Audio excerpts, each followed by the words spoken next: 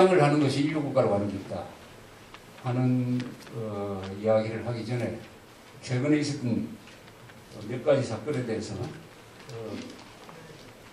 해설이라고 그럴까 코멘트를 하고 넘어가겠습니다. 지난주에 여러분들이 친근하게 아시는 분이 한 분 돌아가셨어요. 이석재 전 감사원장이 돌아가셨는데 이석재 씨 잘 아십니까? 네. 여기 계신 분들은 그 이름이 아주 친숙한데 요새 세대들은 잘 모르는 것 같습니다. 그래서 제가 문성을 갔더니 대통령 대통령 화환은 요새 웬만한 사람들 돌아가시면 다 와 있는데 딱 대통령 화환이 빠져 있었습니다. 감사원장이나 이런 사람들이 다 있습니다. 그래서 물어보니까 전혀 청와대나 이런 데서 전혀 관심이 없다고 이야기를 하고 있습니다. 다만 김대중 정부 때 감사원장을 했던 한승은 변호사가 거의 문상을 하러 왔어요. 왜 왔는지 하니까 자기가 감사원장을 해보니까 이석재 감사원장이 있었기 때문에 오늘의 감사원이 있다는 것을 알았다고, 이렇게 아무 연구가 없지만은 문상하러 왔다고 그렇게 이야기를 했다고 합니다. 이석재 씨는 우리 역사에 남은 사람이에요.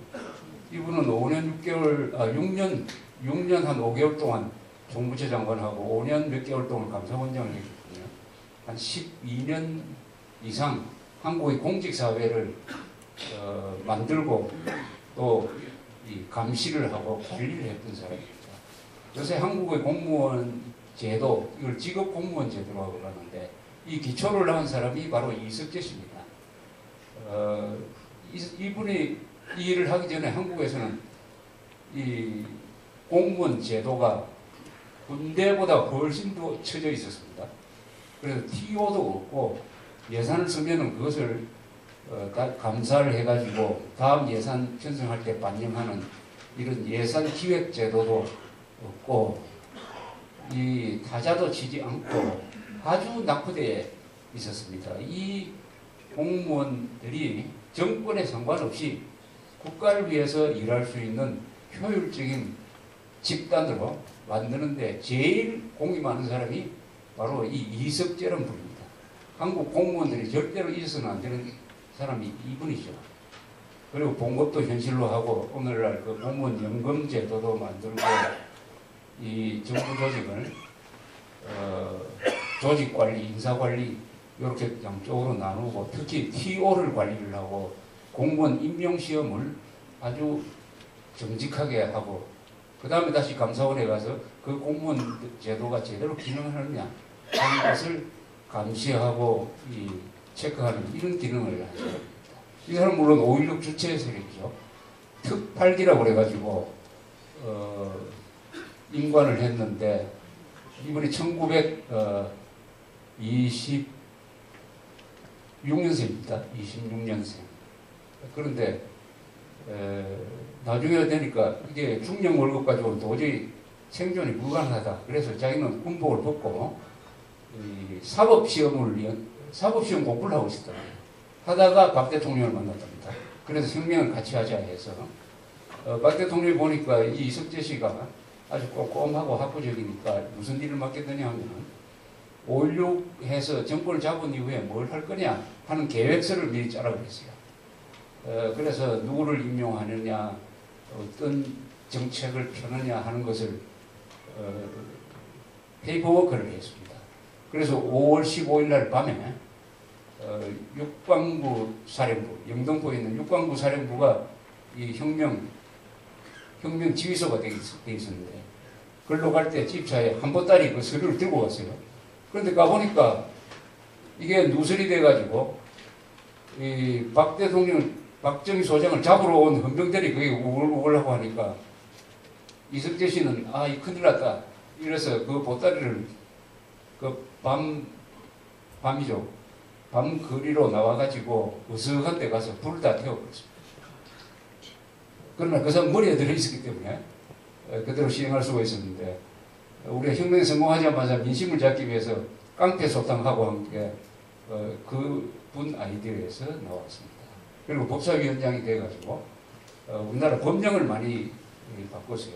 그때만 해도 우리나라 법령이 행정법은 주로 미군정 때의 영어, 그리고 대부분은 총독부 시절에 일제 시절에 일본 법을 그냥 쓰고 있었어요. 번역도 안 하고 일본 말로 그냥 그대로 쓰고 있었습니다. 그걸 다 한국말로 번역하고 새로운 법령 만들고 해서 몇천 건의 법령을 그때 만들었다고 합니다. 이런 것을 군인이 했습니다. 그리고 제3공화국 헌법을 제정을 했는데 제3공화국 헌법이 역대 헌법 중에서 제일 잘 만든 헌법이라고 불리는 이유도 이석재 같은 사람들이 공개했습니다. 그런데 뭐 조선일보라든지 몇 개 신문은 그분의 위치에 걸맞는 해설도 하고 했는데 유독 이 정부 청와대는 거기에 대해서 그런 사람이 있었는가 하고 모르고 그냥 넘어갔다. 그런데 신문에서 크게 떠들면은 뭐 어떤 스님이 돌아가시면 대통령이 직접 가서 문상도 하고 하는 이런 아주 이게 뭡니까? 사람이 이 국가가 사람을 알아보는 이 기준이 아주 좀 말이 아니다 그런 생각이 듭니다. 그 연장선상에서 지금 한나라당이 강원도 지사 후보로 은기영이라는 사람을 영입했습니다. 여기 계신 분들이 아마 2009년 MBC 아웃을 외치면서 MBC 문을 닫아야 된다 해가지고 거리로 나와서 시위도 하고 했던 기억이 있을 겁니다. 2008년 광우병 선동 사태는 MBC가 일으킨 것이고 그 MBC의 책임자가 바로 은기영이라는 사람이었습니다. 이게 공적 1호죠. 공적 1호. 공적 1호를 공직에 앉히겠다고 한나라당 영입을 했는데 거기에 대해서 어느 기자가 물으니까 안상수 대표라는 사람이 한 이야기가 자기가 만나보니까 은기영 씨의 정체성이 한나라당의 정체성과 같더라. 이렇게 이야기를 했습니다.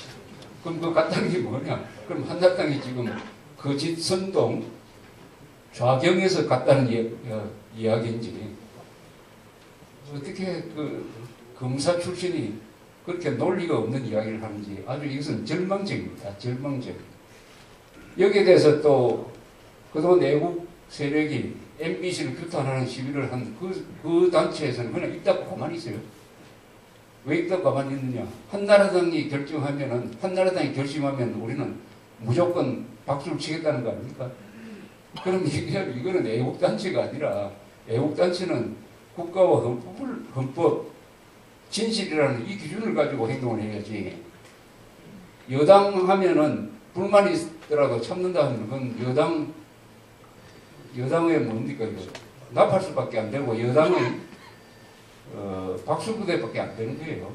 그래서 이런 걸 통해서 한국의 애국운동 세력도 상당히 좀 서로 토론을 한번 해볼 분야가 있다. 이 정당, 우리나라 정치사상 이렇게, 그래서 제가 이것은 조폭과 창녀의 윤리도 없다. 뭐 이런 표현을 썼는데, 오늘 중앙일보 보니까 김진 논설위원이라는 사람이 아주 제대로 그 문제점을 지적을 했습니다.